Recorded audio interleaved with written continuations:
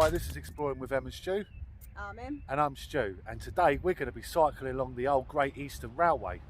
And the one we're going to be doing was a branch line off of the old, well, it still is, the Norwich to Cromer route. And we are currently in Wroxham, and this went right through to country school, about 9 or 10 miles. So we're not historians, but we're going to give you a little bit of history as we go along. So we hope you enjoy it. Hope you enjoy it.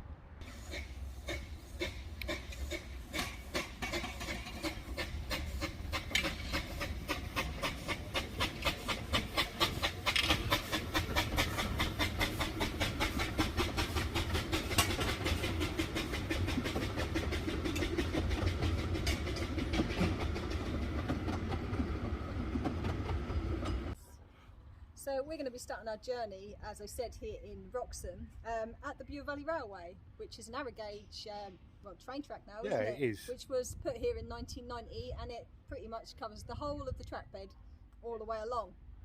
And yeah, we're just going to cycle it. A few little steam trains along the way. Okay, so we're going to get going. We're going to see if we can put a drone up, because legally we can go on a drone on this narrow gauge without being told off for it. So just so anyone asks. Right, so let's get on our bikes. Okay, let's go.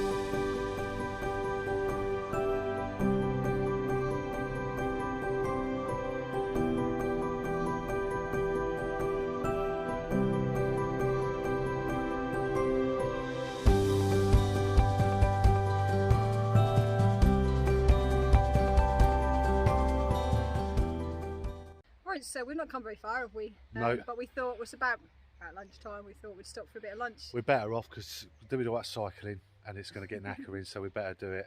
But we're at Collishaw station. Yep, and we're going to show you the place of choice. And here we are, just on a nice bench, and we're going to be eating lunch, I think. But we'll show you the station in a little while when we go past there again. It's sort of just down there. Just down here. Down there. Yeah, we don't do all that pointing lot, but we had a point at that point. Yeah. But this is where the pickup point is, station at Collishaw. No, if you can actually from here. Well, I don't know. For the railway, I don't think you can. But it says Collishaw on that sign just behind Emma's head, as you can see here. Right, so maybe we'll put some scans in. And yeah, go a bit of have lunch. a sandwich. I don't care about all that scan lark, do you lot? Nah, I'm gonna have a bit of sandwich.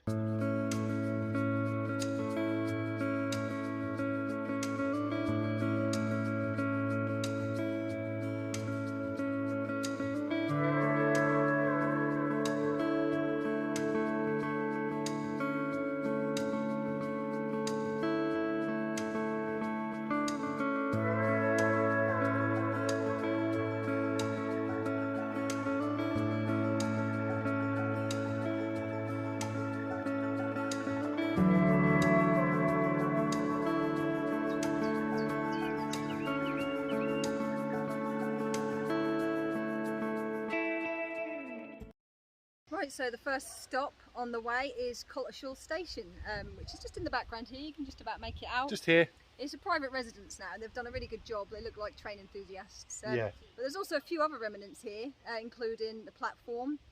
Just to my right was big sidings which went off to a gravel quarry. Got to show you that. You can sort of make out where it was in a little bit of a cutting there. Just over here. Maybe you can see it better in person. Yeah. But Stu's going to show you around some of the things that we can see here. Right, if you can just see it on the camera, I'm going to run my finger along it. That there is where a siding track used to be. Sorry about the focus. And over here where this house was the gravel quarry. So this place had a significance, didn't it, Emma? Yeah, yeah. And just behind Emma is, we think, is a loading bay. Yeah, well there were sidings, or small sidings here as well. This had cattle pens as well, because we're in the countryside. I would say the cattle pen was around about here. It looks like some sort of loading bay there, doesn't it? Well, funny enough, we say that. Now, at Wivenhoe, if you remember the video that we've done at Wivenhoe, this actually looks like a siding, because this looks like the wall here where the I imagine the track ran right up to here, and this was a loading bay. Yeah, loading bay. just here, and this would have been the what do they call them? Well, The stoppers, basically. I imagine there would have been a big stopper there. And I say this was the loading pen, but we don't know. I mean, but look at how this you can't see it, but you can see it curving in. Right, so that was Coltishall for you. We're going to jump on our bikes now and get down to the next station, which is Buxton. So we'll see you there.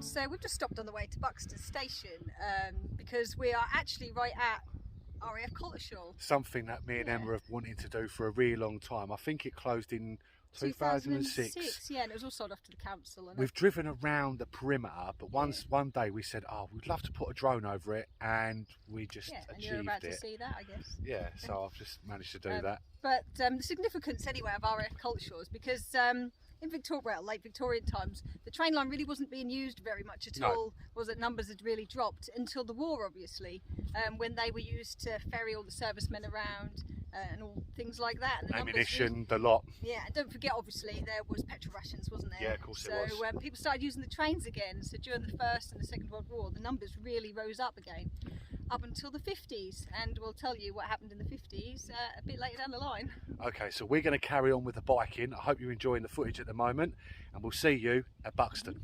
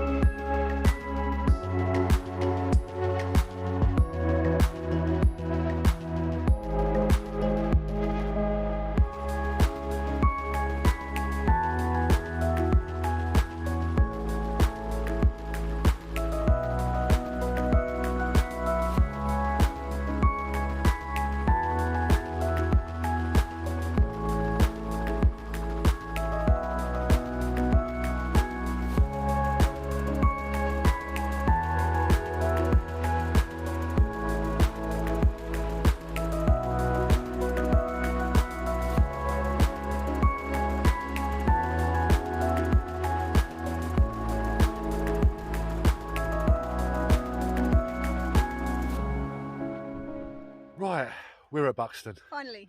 Not Buxton up north. I think we've already established that. But yeah, we've got the station just behind us, which is now residential home. Yes, very nice one too. Well, the line was extended here in 1878 to Buxton, in case you didn't know. And it had a small sidings with a bit of a cattle pen, which is now some bungalows. Yeah. Just here.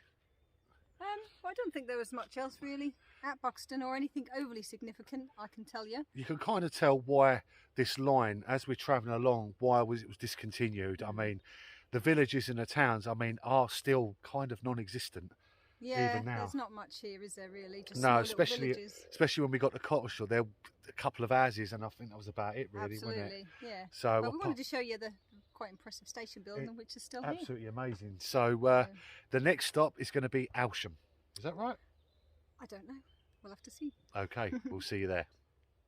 Right, okay, Emma, we've just walked in onto this little platform, and it's called Brampton. Brampton. Yeah, it's like a little halt, which we'll show you, I guess, in a minute. Yeah. But I don't really know any history about this. It doesn't show up on the original Victorian maps, so we don't know whether this is purely just been put on here by the Bure Valley Railway. Bure Valley, or whether it was actually just a very small halt.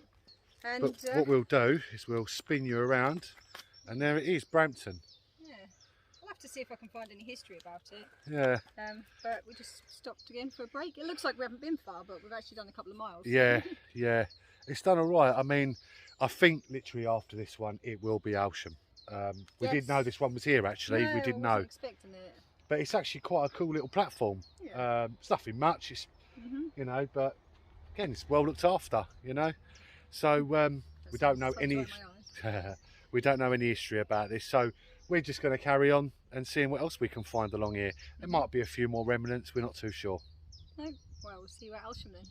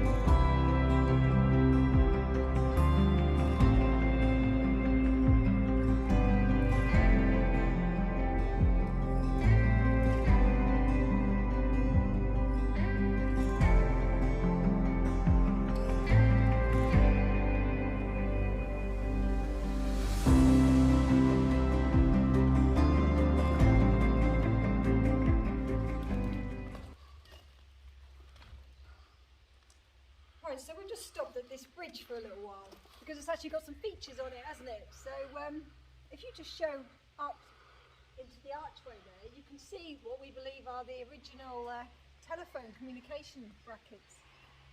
Probably ceramic, aren't they? Or they could have been rubber, not really sure. But this is the first time I've actually come across anything like this, so quite impressive. And of course you've got the old blue Staffordshire bricks, which I believe were built in West Bromwich up in Staffordshire, apparently. Massive brickworks up there for you brick enthusiasts. But it's quite an impressive bridge, so we just thought we'd show you.